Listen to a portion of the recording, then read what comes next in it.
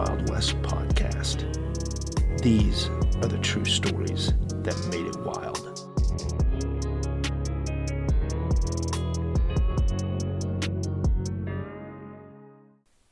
I bet you didn't know it, but the Mad Wild West had poets. That's about as much rhyming as you'll get out of me. So I'm going to start with a poem. I know that doesn't sound fitting at the moment, but it'll make sense here in just a little bit. This was actually written by a person that was on the frontier and in the Mad Wild West. This was written right around 1880s. It's called The Frontier Marshal. He was the majesty of law in them wild border days, as quick as lightning on the draw when mixed in shooting frays.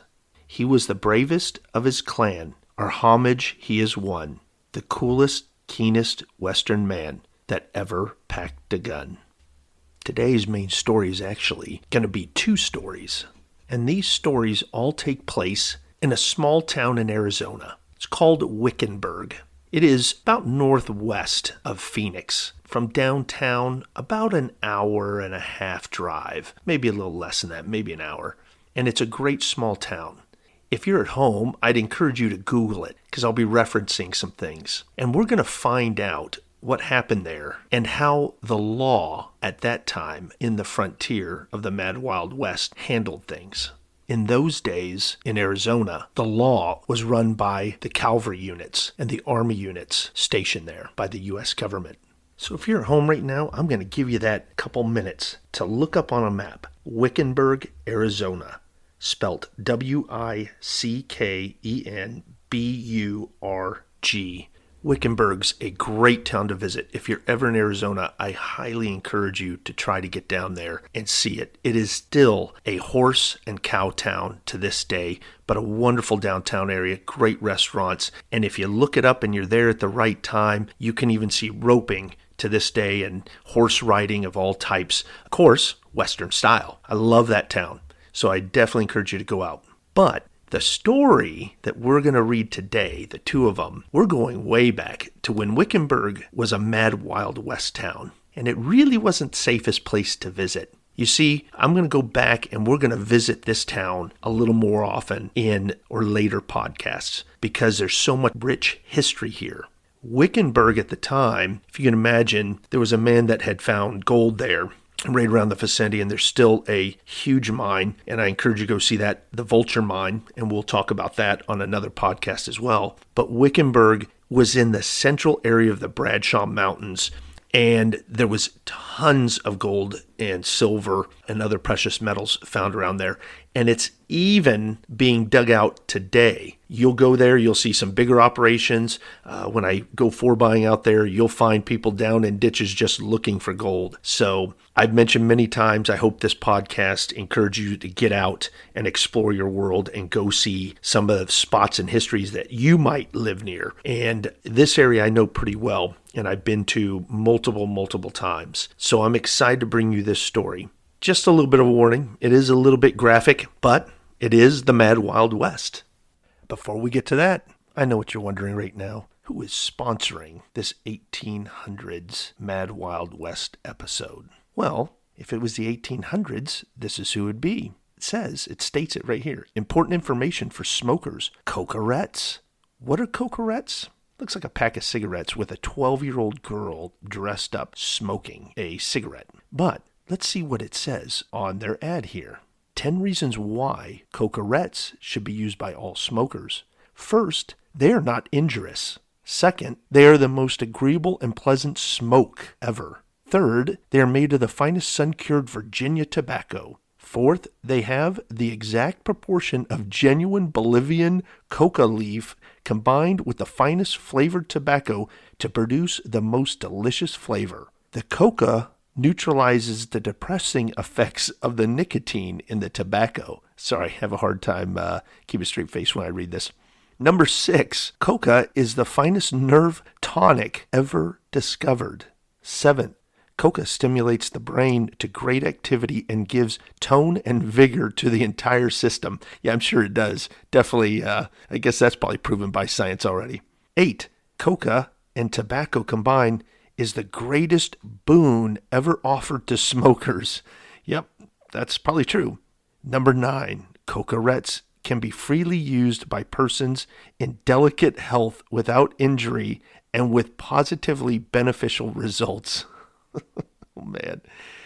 Number 10, the rice paper used in the wrapping cocarettes is provided by May Brothers from New York, who are the American members of the celebrated French firm that for over 150 years have supplied the trade with this paper, the secret of making which was discovered by their ancestor Henry May. This paper is now made by the house who conducts its enormous business under the style of the French way of making cigarette paper. Burns completely away, leaving no ashes whatsoever. It dies away in a thin vapor, and the smoker inhales only the smoke of the cigarette.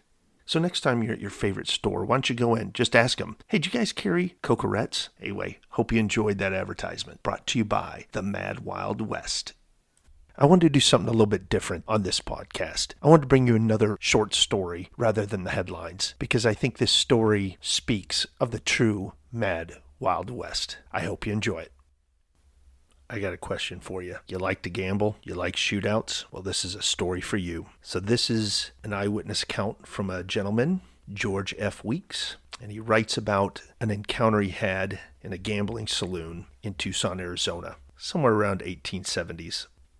Tin Horn gamblers, as they were known, tried their tricks just once too often and were rewarded with a shallow hole in the desert sands, a blanket for the shroud and coffin, and, with their boots on, took the long trail for the land of nowhere. This is the true story of one of that type. Of this class was one Bill Murray, well known along the frontier as one of the shining lights of the Tin Horn fraternity, with many notches on his gun, not one of which, however, had the outcome of a fairly fought encounter. On the occasion about to be described, and which put a sudden end to a career that had already lasted far too long, he had attached himself to a soldier who had a short time previously taken his turn at the paymaster's window, and had followed it up with the usual promptness of a night out on the town. Chuck Warren was the man selected as his first victim for the occasion, and as it proved, his last one for all time. With the fumes of the deadly snake poison, which is whiskey, with which the gambler had plied him while pretending to indulge equally, the soldier fell an easy prey to the proposition to, quote, take a hand at poker, and the two seated themselves at a table in the crowded barroom. Murray proceeded to make a short work as possible of his victim, anxious to fleece him completely and then take on some other sheep with a pocket full of greenbacks and gold. In doing this, he was not content to confine his efforts to the crooked work with the cards themselves, but finally, thinking his sneaking actions unobserved, went so far as to help himself to a wad of greenbacks that Chuck had thrown carelessly on the table, and which he was pushing about and crumbling under his arms while trying to play as well as his drunk condition would permit. This was Murray's fatal mistake. In fact, it was his death warrant. He had taken no account of a canine active, quote, bunkie or, quote, sidekick of his victim, one Yank Graves, who had also drawn his pay and had indulged in a couple of drinks, but was perfectly clear-headed and quick-witted, entirely too much so to be caught in the wiles of the throng of the Tin Horns. Murray did not know until too late that the men were even acquainted. Knowing Tim Horn's reputation as a card sharp and a crook, which embodied the characteristics of a sneak thief as well as a dishonest gambler, Yank drifted casually into the direction of where his partner was seated, and while not apparently taking more than a passing interest in the game, nevertheless watched it closely. He saw the thief of the greenbacks and spoke up, addressing his, quote, bunkie.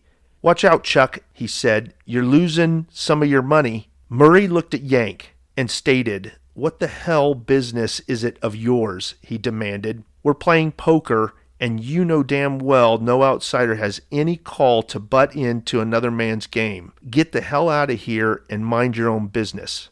"Oh, I know the rules of the game all right," replied Yank. "You needn't try to teach me, but this man is my bunkie. He's half drunk on rot gut you gave him, and I won't stand quiet and see him robbed."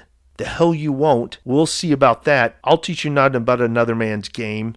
At the first words of the dispute, some of the bystanders pressed closely about the table, while others sought places of safety from the apparent impending gun battle.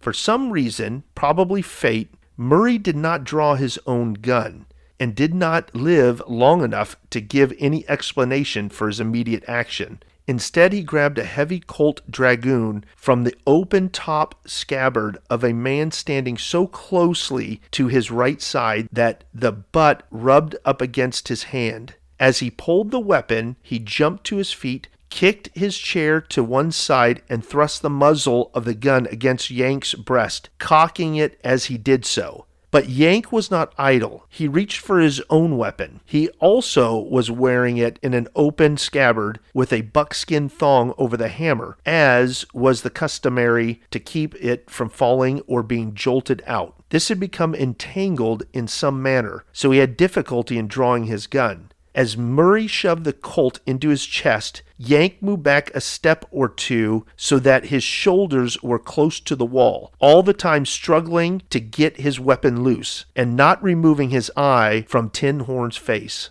As he told the writer afterwards, he knew as well as he had ever known anything in his life that he was about to be killed. He could almost feel the heavy slug tearing through his body. But nevertheless, he meant to keep on struggling to his last breath with the entangled hammer and get his weapon out if he possibly could. Murray continued cursing Yank for the damn meddling outsider, and then, with the words quoted on the outset, pulled the trigger. He, as well as everyone else in the room, knew that it was a death shot. Most of all, Yank knew it as well. How could it be otherwise? Bang! The Colt went. To the utter amazement of Murray, and to the indescribable wonder of the onlookers, and most of all that of Yank himself, the man who had received apparently enough, a Colt 45 slug full in the chest close to the heart, did not drop as he should have done according to all the laws and customs governing such things, but remaining upright, firm on his feet, his right hand twisting and pulling at the entangled gun on his hip.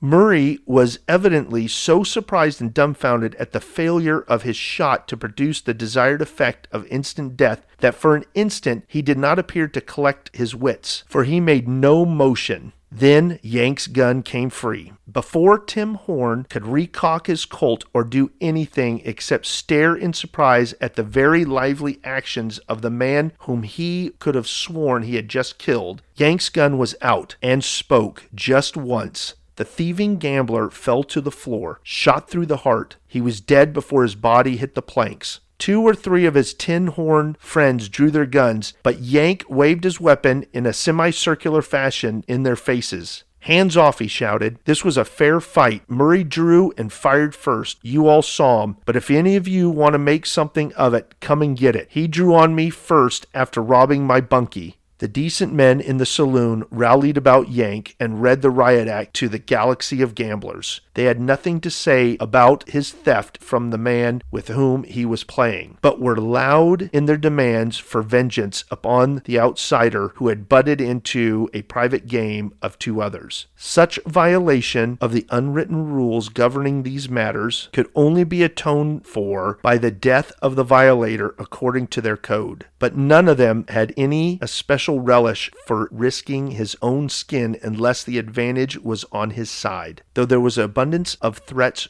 heard then and afterwards of their demands to go get Yank sooner or later. They never did. Okay, you're probably wondering how Yank survived a gunshot to the chest, especially from a Colt 45. The story goes on in length, and I thought it'd be easier just to kind of explain it to you. But basically what happened was when Murray grabbed the other man's weapon and put it basically to Yank's chest and pulled the trigger, it fired, the powder went off. But what happened when they examined the gun that Murray took from the guy next to him, he was an old farmer, hadn't used his pistol in a long time, and it was just a few months after the rainy season, and he had dropped it in the mud. And so over another month or so, the mud went up into the barrel and it hardened over time. And so when he pulled the trigger, the bullet actually couldn't push through the mud because it was all packed in there. So the powder just went off. So that was the demise of Murray. Apparently a famous crooked gambler and bad guy all the way around. So that put an end to him. What's the lesson in this? I guess the Mad Wild West lesson would be stay out of people's business and don't take what's not yours, because it could end up really bad. You want to know the crazy thing? Is I've read hundreds of stories similar to this in the sense of shootouts over card games. You can tell just from the author's writing how often this happened, and it must have been a regular occurrence, at least from what I'm reading, but more from how the people all in the saloon didn't run or dive for cover. People were still standing around after all that happened. So it was definitely an occurrence that was not out of the usual. So that tells you what it was like in the Mad Wild West. Did I give you enough time to pull the map up for Wickenburg, Arizona? I hope so, because we're going to visit there today on this first part of the story that I have for you. And what is that first story? Unfortunately, it's a massacre. And this massacre is best known as the Wickenburg Massacre. We're going to visit Wickenburg a few times throughout the podcast because a lot happened around there. But basically, this small town was built up because it's right near the Bradshaw Mountain Range in Arizona, just outside of Phoenix. That mountain range had huge strikes of gold and silver and other precious metals. So that's what made this town pop up. And soon enough, they were running stagecoaches out of there. And at approximately 8 a.m. on the morning of November 5th, 1871, a stagecoach carrying 7 passengers and a driver was ambushed about 8 miles west of Wickenburg while en route to Culling's Well, then to Edinburgh, and then on into San Bernardino. This event, which led to the death of 7 people, quickly became the center of attention. The driver and 5 male passengers were killed instantly or died within minutes of the attack. 2 wounded passengers, William Kruger and Molly Shepard, made a harrowing escape and were picked up by an eastbound mail wagon approximately 5 miles west of the ambush site after being pursued by 9 members of the ambush party. Molly Shepard died from her infected wounds sometime thereafter, January 11th of 1872. Of the 8 souls involved in the ambush, only William Kruger survived. Now, for all of you with your maps pulled up, let's take a look here. If you're looking at Wickenburg and you want to put this on satellite view, go to the Wickenburg Municipal Airport. Once you're looking at that, you'll see to the left a kind of mountain range, small mountain there that's darker in color. And then just up from there to the right, there is a riverbed that you'll see with a small little mountain that's a little bit darker. And at the, basically, I guess it'd be maybe the north end of that, and I'm going to give you the coordinates here. Not that that always helps, but it is 33.98924, comma, negative 112.853307. You go there and zoom in, you will see the outline of graves. I have actually been to this spot a couple times, and it's pretty eerie. To this day, you can sit there and look around and see part of the old stagecoach road and where it cuts across this riverbed. And you stand there, and there's still grave markers. It's disputed whether the bodies are still there. The story that I've heard is that they buried them where the dead fell. But also I've heard they've exhumed bodies and they brought them back and buried them somewhere else. So it's hard telling. But either way, it's eerie to stand in the spot where these grave markers are and know of the terrible way that these people died. It makes you appreciate life for sure. But I encourage you, if you're out in Arizona, to go visit that site. Here's another account of that Wickenburg stagecoach massacre. On November 5th, 1871, it was a Concord stagecoach, and about 7 a.m. is when it left out of Wickenburg, going out toward California. It was a band of Indians had attacked the stage. One of the 2 survivors, an Army paymaster, William Kruger, who we talked about earlier, said as much. The Wickenburg Massacre was a sensation not just in Arizona. In addition, the attack got a lot of attention in the Eastern press because one of the victims, Frederick Wadsworth Loring, was a promising young writer from Boston, a Harvard graduate, Loring was 22 when he was killed, but he'd already had a novel and a book of poetry published. He was working as a correspondent for the Appleton's Journal at the time of the massacre.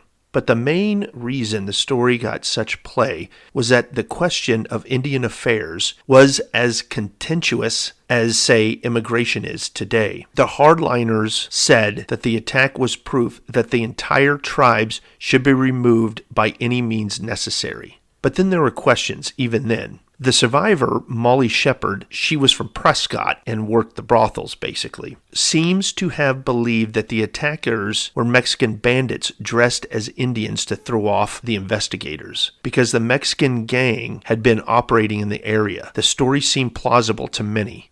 When General Crook got wind of the attack, he dispatched an officer to investigate. Now, we're going to talk about General Crook here in just a little bit. The conclusion was a band of raiders from the temporary reservation at Date Creek had carried out the attack. Now, at that massacre site, there's different writings that I've looked up of accounts of how brutal it was. Scalpings, arrows, shots. Either way you cut it, a massacre's a bad thing when you've got so many people dead. But, just like any good story in the Mad Wild West, there are theories. And some of those theories I want to read to you real quick. So let me take you on a walk of a Wild West theory here. For many, that's the end of the story of the Wickenburg Massacre. But as accounts of the attack got repeated over the years, embellishments accumulated to the point that many now think the murders as an unsolved mystery. Some authors have claimed that the robbery was the real motive for the attack, which was committed by whites dressed as Indians. According to this theory, word had gotten out that the stagecoach was carrying $100,000 in payroll money to California. $100,000 is a pretty good chunk of change nowadays. That would be a few $1,000,000 today. Other writers have speculated that Kruger and Shepard, who said they escaped by running down a wash, committed the robbery, killing the others to make it look like an Indian attack. According to that theory, they buried the loot, inflicted relative minor wounds upon themselves, and hung around until they could be, quote, rescued. As evidence, promoters of this theory claim that there were reports that Kruger and Shepard were seen together in San Francisco a couple months after the attack in early 1872. Later, supposedly, Kruger said during a newspaper interview that Shepard had died of her wounds, but apparently there are no records to support this claim. Then there are stories that a man named William Kruger registered in a Phoenix hotel in December 1872. Supporters of the robbery theory speculate that he was on his way back to Wickenburg to retrieve the money that he and Shepard had buried. But, as so often seems to happen in those sorts of tales, Kruger was killed before he could recover the stash, struck down by a stray bullet during a gunfight between two other guests in the hotel.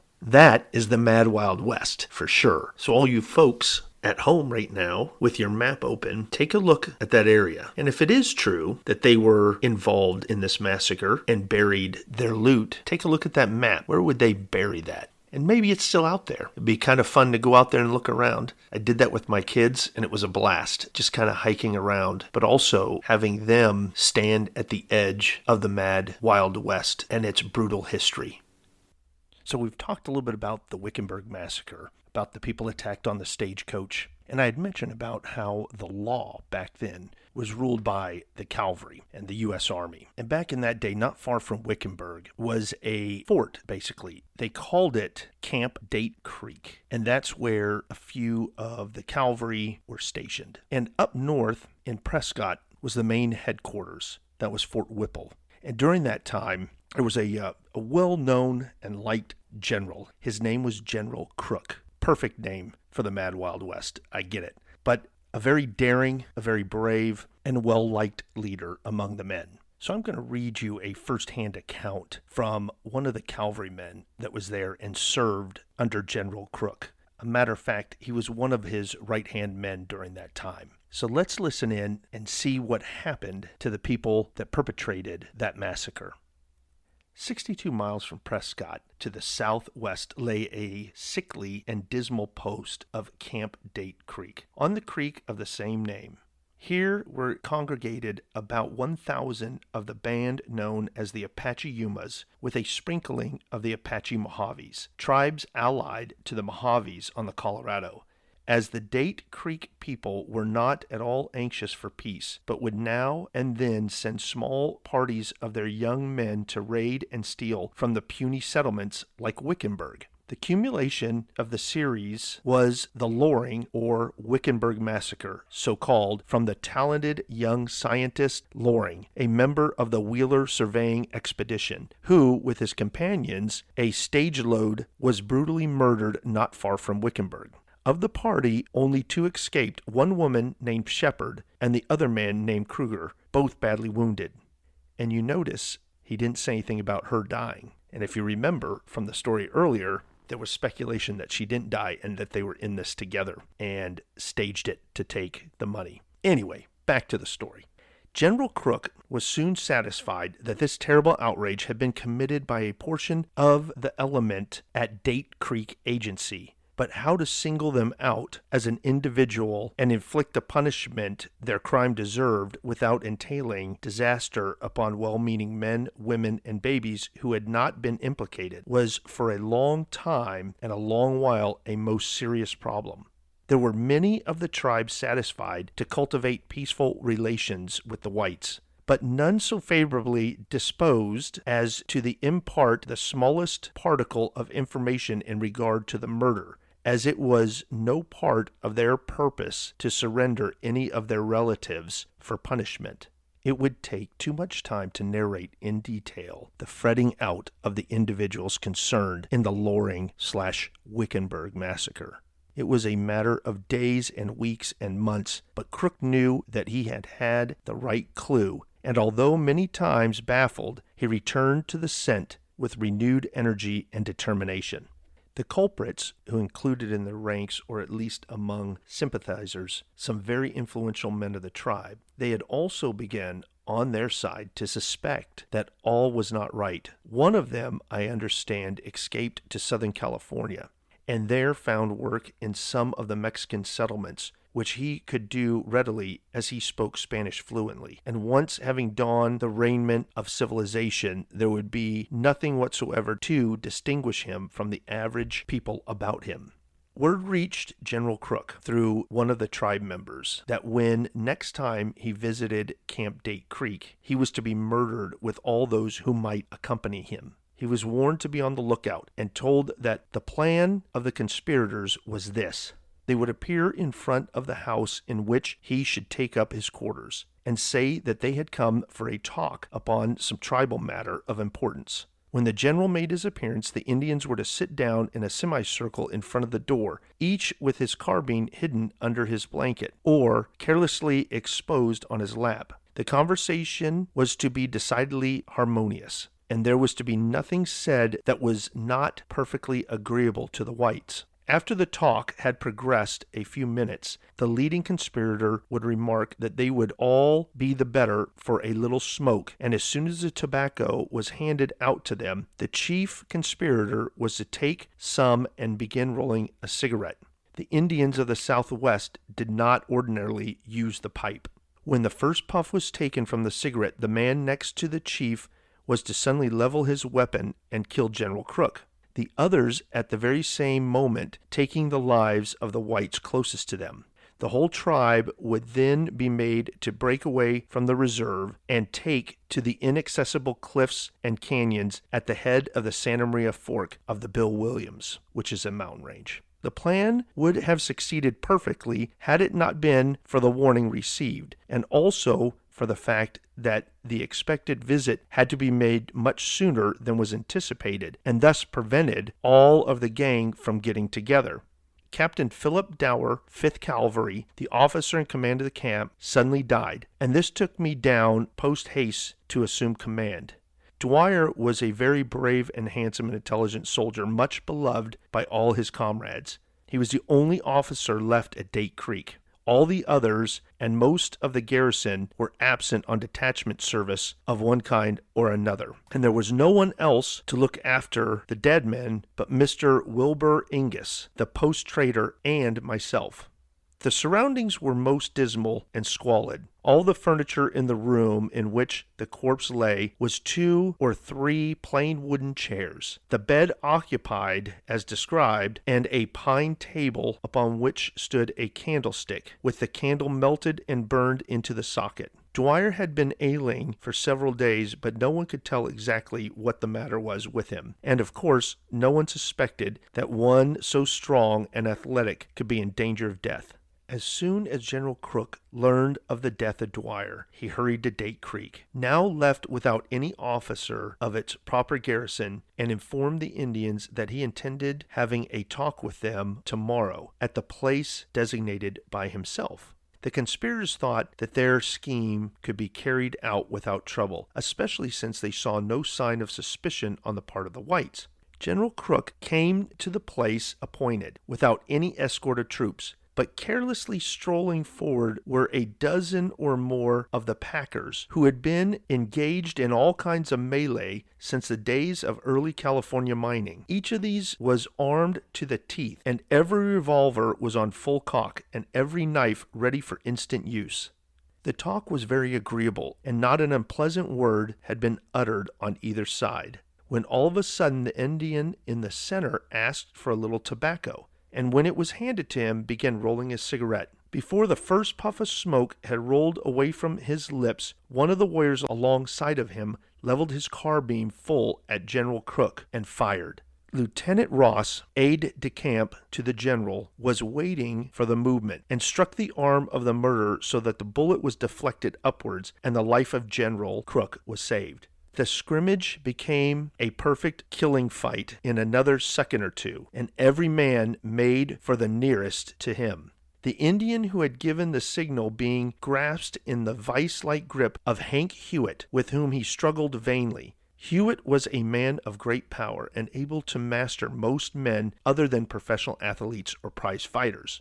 The Indian was not going to submit so long as life lasted, and struggled, bit, and kicked to free himself, but all in vain, as Hank had caught him from the back of the head, and the Indian was at a total disadvantage. Hewitt started to drag his captive to the guardhouse, but changed his mind, and seizing the Apache Mojave by both of his ears, pulled his head down violently against the rocks, and either broke his skull or brought on concussion of the brain, as the Indian died that night in the guardhouse. Others of the party were killed and wounded, and still others, with the ferocity of tigers, fought their way out through our feeble lines, and made their way to the point of rendezvous at the head of the Santa Maria. Word was at once sent to them by members of their own tribe that they must come in and surrender at once, or else the whole party must expect to be punished for what was originally the crime of a few. No answer was received, and their punishment was arranged for. They were led to suppose that the advance was to be made from Date Creek, but after letting them alone for several weeks, just long enough to allay to some extent their suspicions, Crook pushed out a column of the 5th Cavalry under the command of Colonel Julius W. Mason. Under the guidance of a strong detachment of Indian scouts, the encampment of the hostiles was located just where the Indians said it would be, at a point where 5 canyons united from the Santa Maria, and there the troops and the scouts attacked suddenly and with spirit, and in less than no time everything was in our hands, and the enemy had to record a loss of more than 40. It was a terrible blow struck at the beginning of winter and upon a band which had callously slaughtered a stage full of our best people, not as an act of war, which would have been excusable, but as an act of highway robbery, by sneaking off the reservation where the government was allowing them rations and clothing in quantity sufficient to eke out their own supplies of wild food. This action of the Indians had a very beneficial effect upon the campaign, which began against the Apaches in the Tonto Basin a few weeks later. There you have it, the story of the Wickenburg Massacre. Unfortunately, more people had to die than should have. And there we close another chapter in the Mad Wild West. I hope you enjoyed this week's episode and the crazy stories. And until the next episode, keep your horses tied up. Thanks for listening.